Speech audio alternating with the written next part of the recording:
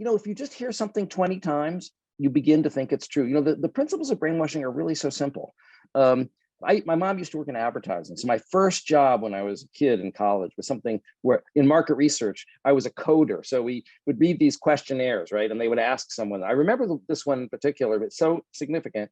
They gave them Tropicana orange juice. They said, so tell me, how does it taste? This is an open-ended question, not check a box, just they could say anything they wanted. Well, you know what the most frequent comment was? It tastes like fresh squeezed. Now look, there's simply no way, okay, the Tropicana orange juice tastes anything like fresh squeezed, right? It just doesn't. It just doesn't, right? I mean, come on. I mean, what are you going to believe? Their advertising campaign or your lying tongue?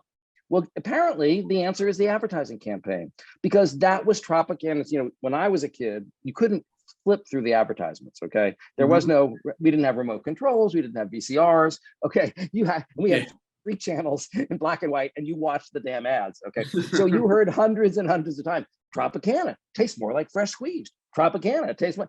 So you just hear them say it, and after a while, you believe it. Well, it's like the Ash experiment, which we talked about in Unfit. Famous experiment, also inspired by World War II, by the way. I'll repeat what it is for the audience who may not know. I think we'd love to hear that.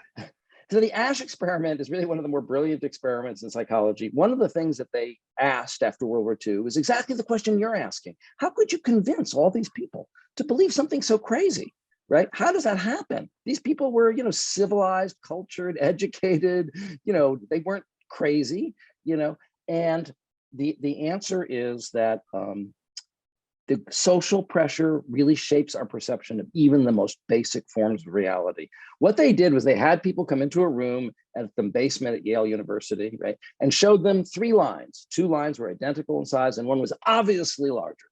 And they said, which one is larger than the others? And the subjects get it right 100% of the time. No one ever gets it wrong, okay? Now they redo the experiment. There's 2 people that the student thinks are other students, right? But actually they work for the experimenter.